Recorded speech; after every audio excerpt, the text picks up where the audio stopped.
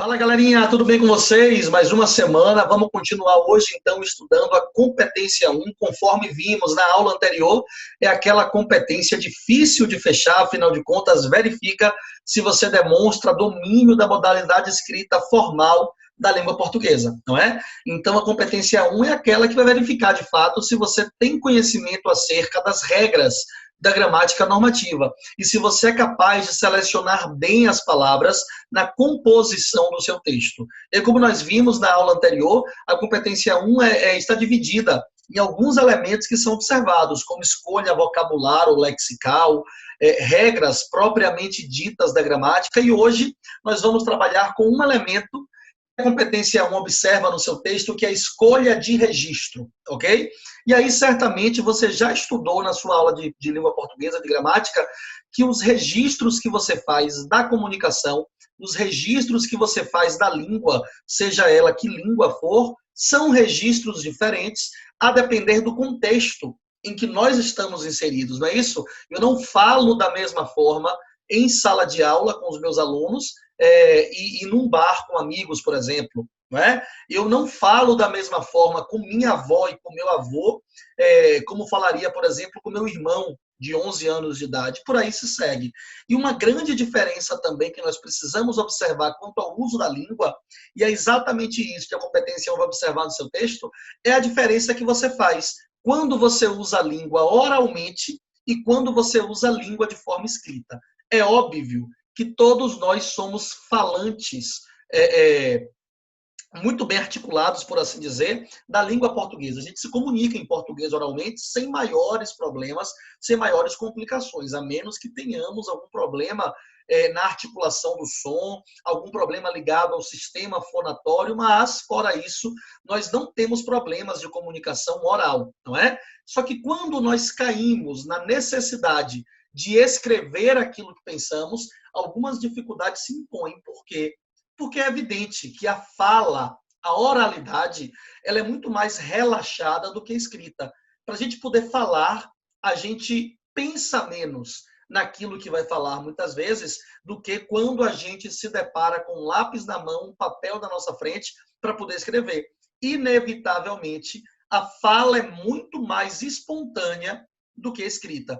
Quando nos lançamos, então, a escrever um texto dissertativo argumentativo, evidentemente, precisamos ter cuidado para que registros da oralidade não apareçam em nosso texto. Então, grosso modo, a gente pode comparar a língua oral com a língua escrita, levando-se em consideração alguns aspectos que estão listados aí para vocês nessa tabelinha, não é? Se por um lado a língua oral ela conta com um vocabulário restrito, que me permite, inclusive, repetições de palavras, a língua escrita não.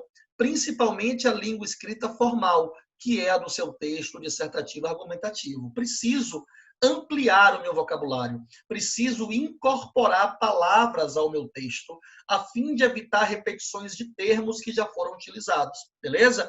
Enquanto a língua oral permite que você empregue gíria, a língua escrita não vai te permitir isso. É fundamental que você esqueça a gíria, que você esqueça palavras de baixo nível, não é? Que vocês esqueçam impropérios, que são xingamentos, obviamente, quando vocês vão escrever um texto dissertativo argumentativo. É necessário que vocês busquem incluir nesse texto termos técnicos, termos mais sérios, termos mais formais. Falando, a gente usa onomatopeias, não é? Que são aquelas marcas que representam sons. De repente, estou conversando com vocês daí, né? Estava assim na minha casa de noite, era quase meia-noite, de repente, pou! Esse pou é uma onomatopeia, não é? Eu não posso colocar isso no meu texto, obviamente escrito, principalmente se for um texto formal, não é? Que é o meu texto dissertativo argumentativo. Enquanto a linguagem oral permite o emprego de recursos linguísticos sonoros como onomatopeias, a linguagem escrita não permite isso. Vou ter que buscar termos eruditos, ok? Vou ter que buscar termos que, de fato, não representem significações sonoras, por exemplo, como as onomatopeias, ok? Bem, na linguagem oral, eu não me preocupo tanto com as marcas verbais que eu vou utilizar. Grosso modo, eu utilizo marcas do indicativo. presente do indicativo, pretérito do indicativo, futuro do indicativo, não é? Enquanto que no meu texto escrito eu preciso ter domínio de outras conjugações não tão utilizadas assim na linguagem oral, principalmente as conjugações dos tempos verbais do subjuntivo.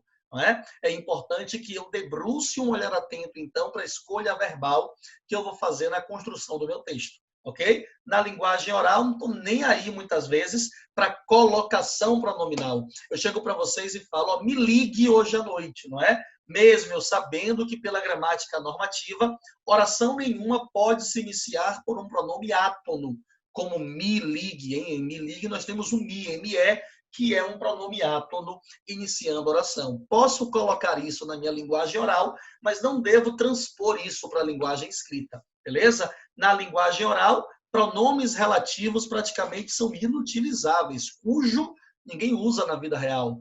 Quanto, como, quando, na percepção, na função de relativo, é raramente utilizado, não é? Já na linguagem escrita, preciso lançar mão dos pronomes relativos, afinal de contas, se eu não faço isso, eu caio no problema do queísmo, o que pode representar perdas significativas de pontos no seu texto. Beleza? Na linguagem oral, eu uso frases feitas, eu uso clichês, eu uso chavões, eu uso provérbios, eu uso ditados populares, por exemplo. Na minha linguagem escrita formal, não.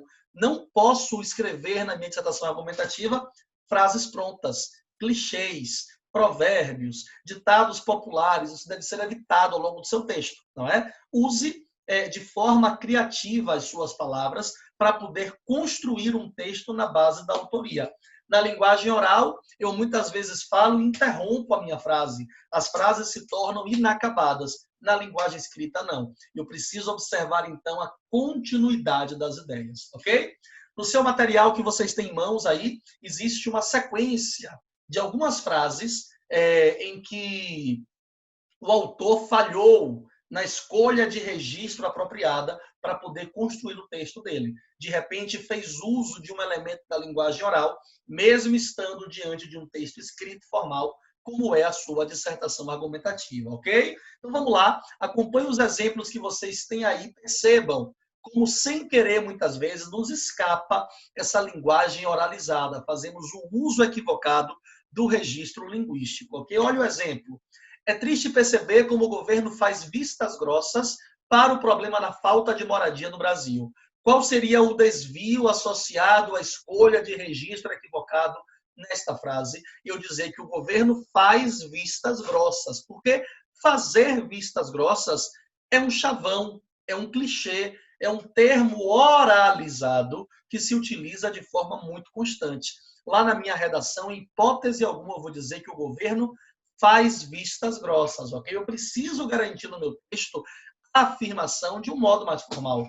É triste perceber como o governo negligencia, como o governo ignora, não é? Como o governo não percebe, enfim, o problema da falta de moradia no Brasil.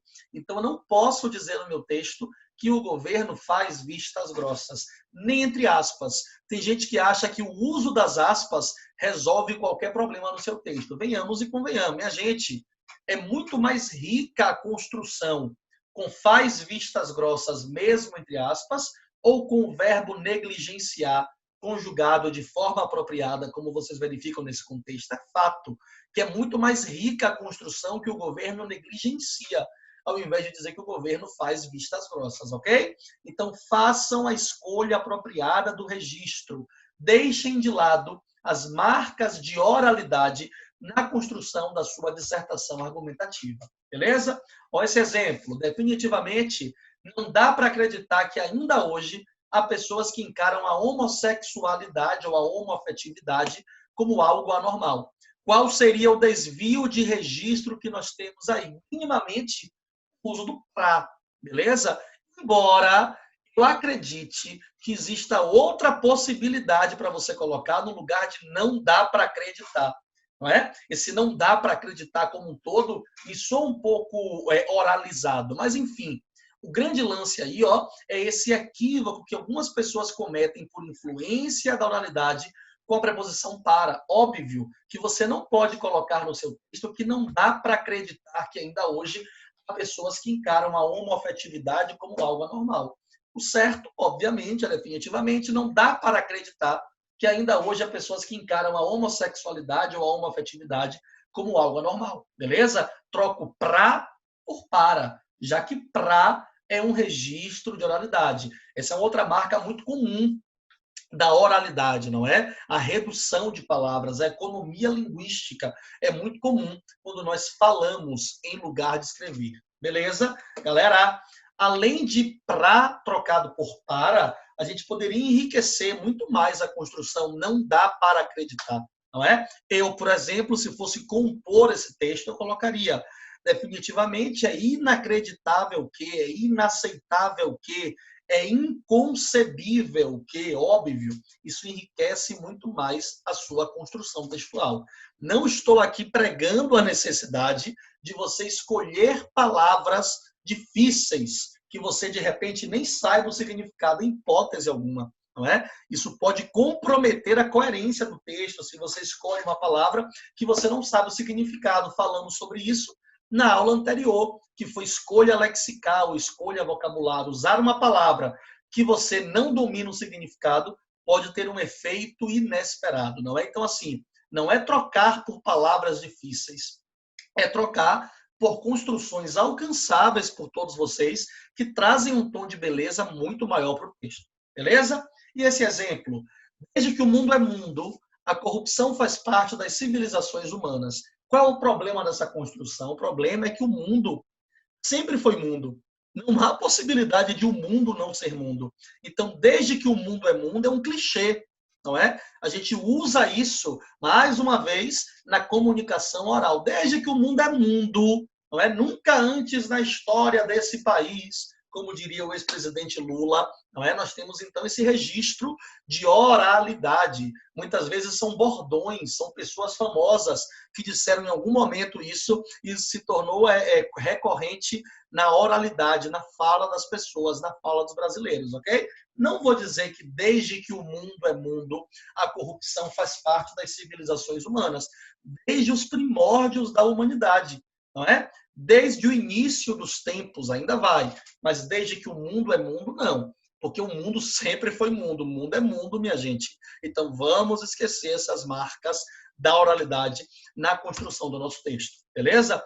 Graças a essa corrupção, as pessoas pagam um imposto que não acaba mais. Mais uma vez, eu tenho aí uma hipérbole gerada por uma construção oralizada. É óbvio que o imposto acaba, não é? Agora, quando alguém me diz que paga imposto que não acaba mais, ela está querendo me dizer o quê? Que paga uma grande quantidade de impostos, não é? Então, graças a essa corrupção, as pessoas pagam uma quantidade exorbitante de imposto. As pessoas pagam uma quantidade excessiva de imposto, beleza? As pessoas pagam imposto em grande quantidade, ainda pode ser, não é? Mas é óbvio que esses impostos acabam, beleza? Às vezes demoram de acabar. Quem é adulto aí sabe, não é? Mas, enfim, eles acabam. Então, nada de dizer que as pessoas pagam imposto que não acaba mais, porque isso é uma grande mentira, beleza? Algumas escolas deram para trás na tentativa de abordar questões de sexualidade. As escolas não deram para trás. O que foi que as escolas fizeram, minha gente? Algumas escolas recuaram. Algumas escolas desistiram de abordar questões de sexualidade, beleza? Algumas escolas se recusam a abordar questões de sexualidade. Agora, dizer que as escolas deram para trás, evidentemente, vai ser um elemento que, se eu perceber no seu texto, qualquer corretor perceber no seu texto, ele vai descontar, beleza? Refere-se a um registro extremamente informal, a um clichê que você não deve transpor para o seu texto, beleza? Nem entre aspas. Repito, tem gente que acha que aspas é uma porção mágica que resolve todos os problemas do texto. Quer colocar um estrangeirismo? Joga aspas, não é? Quer colocar um recurso da oralidade? Coloca aspas. Não, você não vai colocar aspas. Você não vai utilizar esses registros oralizados, como também não vai utilizar neologismo ou estrangeirismo na construção da sua redação, ok? Esse é imperceptível. Tem gente que nem percebe qual é o erro, qual é o equívoco quanto à escolha feita para registro. No dia a dia, pode-se perceber que muitas crianças ainda são aliciadas pelos pedófilos da internet. Velho, dia a dia é uma marca de oralidade, porque evidencia, na verdade, em sua construção, a passagem de tempo, ok? Dia a dia evidencia para a gente que o tempo vai passando um atrás do outro, simplesmente isso. Eu vou trocar dia a dia no meu texto, claro, por cotidiano. No cotidiano, percebe-se ou pode-se perceber que muitas crianças ainda são aliciadas pelos pedófilos na internet. Ou, diariamente, pode-se perceber todos os dias, ok? Mas a construção dia a dia revela, sim, uma oralidade, uma marca de oralidade, beleza? Um outro erro sutil que você não pode fazer no seu texto é esse. Na internet, quando você menos espera, um anúncio publicitário te leva a uma compra não planejada. Meu povo, o que há de errado aí nessa construção? Atenção, você e ti são elementos que demarcam a interlocução, ou seja, demarcam uma conversa direta entre o autor do texto e o seu leitor, ou seja, entre você e o seu corretor. Meu povo, carta é um texto que tem marcação de interlocução, beleza? Manifesto, artigo de opinião, enfim, são textos que têm interlocução, mas a sua dissertação argumentativa não deve apresentar marcas de interlocução. Então, nada de você dar a entender que está falando com o leitor. Quando você menos espera, um anúncio te leva a uma compra não planejada. Grande erro isso daí, beleza? Me diga uma coisa, estou falando sobre internet. As pessoas que usam internet são o quê, meu povo? Internautas, usuários, não é? Então você não vai colocar aqui na internet quando você menos espera. Olhe, na internet, quando o usuário menos espera, um anúncio publicitário o leva a uma compra não planejada, beleza?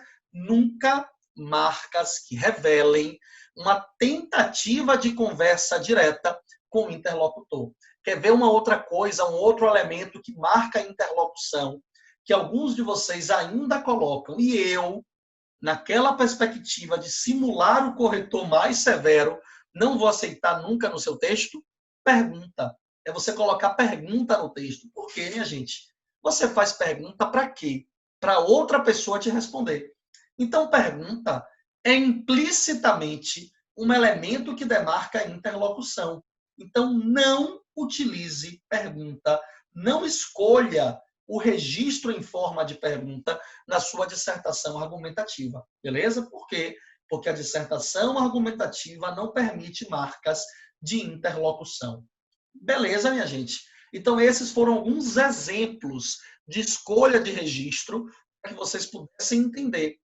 A competência 1 não está preocupada apenas com o uso da crase, com concordância verbo-nominal, com pontuação, com acentuação, com regência. Não, isso também é observado na competência 1. Mas, às vezes, pequenos errinhos de escolha de registro podem fazer você perder esse ponto na competência 1. Então, a partir de agora, verificou marca de oralidade no seu texto, gíria, clichê, chavão, ditado popular, provérbio, tire do texto isso, beleza? Marca de interlocução, tire do seu texto isso, já que você está diante de uma redação dissertativa argumentativa que exige marcas de formalidade, registro formal escrito da língua portuguesa, beleza?